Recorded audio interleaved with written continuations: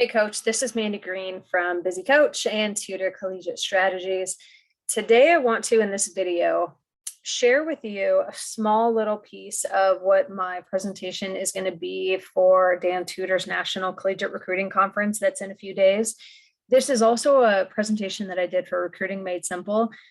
A lot of coaches, I get to talk to dozens of coaches every single week, and I hear from them where they get stuck and the process that they go through. And what I want to share with you in this video is how to get a recruit from identification to commitment in smaller, more simple and safer feeling for the recruit steps called micro commitments, right? So we can, make the recruiting process on our side of it simpler, right? It's not the recruit's job to make the recruiting process simpler. You need to, with confidence, guide them through by understanding step by step what processes you have so you can talk and lead and communicate so they know what's going on, So just to give you a definition of micro commitment it's the small commitments that happen as the prospect moves from identification to commitment. I think sometimes coaches, we get stuck on the big ultimate final commitment and we're trying to move them to that as quickly as humanly possible. And that's a mistake. I show this, right, to a lot of the coaches that I work with. This is right from identification to commitment. These are, where are you? How are you identifying them?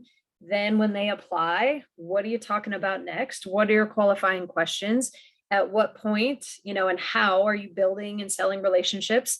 Where does a campus visit come in? Are you getting commitments, after the campus visit, before the campus visit, and then after the commit, how are you maintaining them?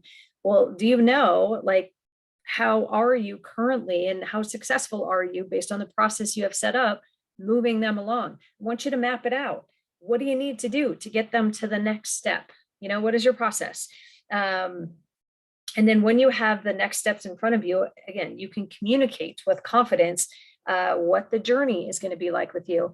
I see, and I talk about this a lot in the recruiting conferences that I do on campus, where in the process, coaches tend to lose them. And one of the big things I see is right away at the beginning. Now, some of it might be their, if you're a Division III program, they don't want to go to Division III, or they don't want the location where you are, that you're in a small town, they want a big city, whatever it is.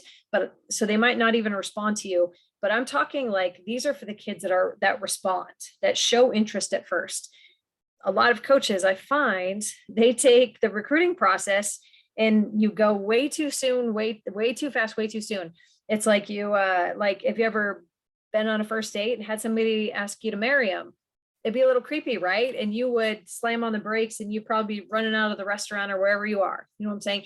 A lot of coaches are doing the same thing. You might not feel like, that a phone call, the campus visit, fill out the questionnaire is all stuff that needs to happen. But for a lot of these recruits, if they don't know, like, and trust you yet, they're not doing that stuff with you, And so we got to go simple and safe and make it super, super easy for them to respond to you in order to get them to the next step in the mile marker. So we don't scare them away right away. So these I find will take the pressure off of you to get the big commitment right away. These are going to break the recruiting process down into smaller, more manageable goals that move the recruiting process forward to the next recruiting mile marker.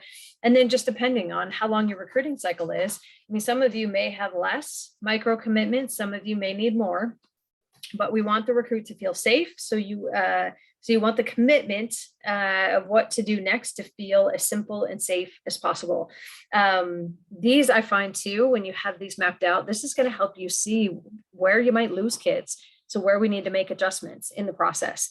So these, right, is, and I need to change up the slide, but building trust and guiding recruits through the process. They're going to let you slowly ease your way into the recruit's life. They're going to create tangible next steps for the recruit to follow that pull them deeper into the recruiting process, right? They're going to get a lot of yeses. Yeah, coach, that sounds great. Yeah, coach, I can do that. Yep. All that throughout, which is going to make it easier for you to get a big yes at the end. These are going to let you, again, test engagement. How interested do they seem based on the actions that they're taking, based on what we're asking them to do? And then we're going to create value. right? With each investment of time or effort, the recruits are placing slightly higher value on the process and the product, right? And they're going to feel more compelled to move forward with you. I found, so for you, one thing that I found in working with a lot of programs is, so map this out. I mean, everybody kind of knows when the start is, but for you, when is the end? How long is that? Is it, 3 months? Is it 6 months? Is it not a year and a half? Like whatever it is, could be a month, right? How long is it, right? And then based on that, now we know how much time we have to, and then it's the next step, right? Is what are all the things that we need to do in between to kind of fill in the gaps? How frequently are we going to contact them? Right? Once a week, twice a week.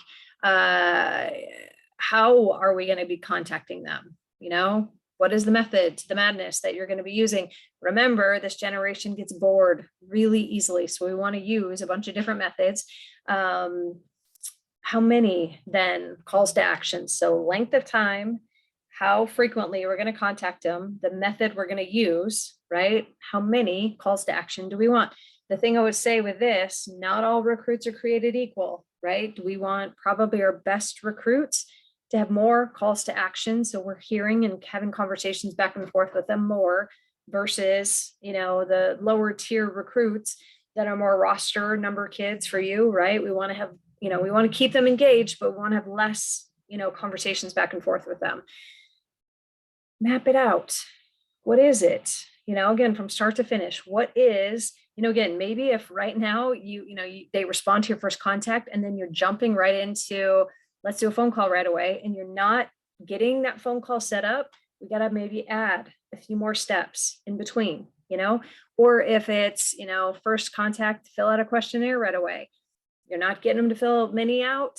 Okay, let's add a few steps in there. You know what I'm saying? Where are you getting stuck? This is something, this 1 + 2 + 3 + 4 = result. It's such a simple formula. And once I learned it and started applying it to everything I was doing with coaching, it's magic, because, right, everything we do has a result tied to it. And with each result, there is a process. If you are not getting to your ideal result, we got to change something in the process.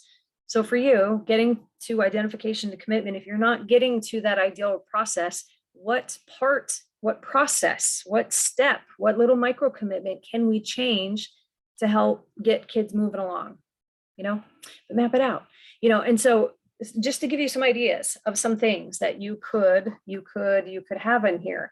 What are the questions you need to ask to make sure that they are the type of person, right? They have the character that you're looking for. This could be a thing, you could, of course, the time-based next to actions, start to finish, these things need to happen. Where do they fit in your process? The next thing I would say, if you're a Dan Tutor client or, you work with me, I've talked, and as we've organized all your content, and simple organizing principle is just to break each month into a theme, right? So now you've got focus, and it's easier to create content that way. And it's easier to keep track of who you've said what to, right? But what calls to action makes sense based on the theme you have for the month, and then, other things, right? Just lists of things. So last, as I wrap this up, what's your process? Map it out. Remember, again, we're trying to get to that ideal result, that commitment in the most efficient and effective way.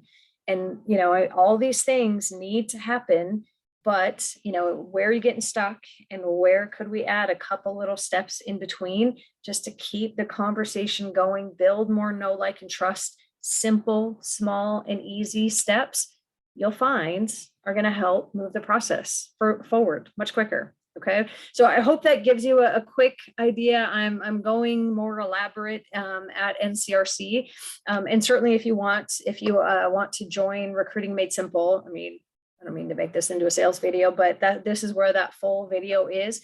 Or if you want to reach out and set up a call, and we can all help you map through all of these steps and processes and figure out where you're getting stuck and give you alternative ideas for different ways to change it up.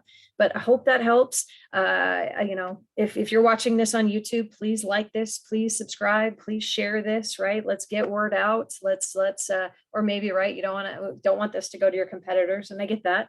But still, please like and subscribe, and I will get you all these new videos as they come up. Okay, so hope that helps, Coach, and please reach out again if you have any other questions or you want my help.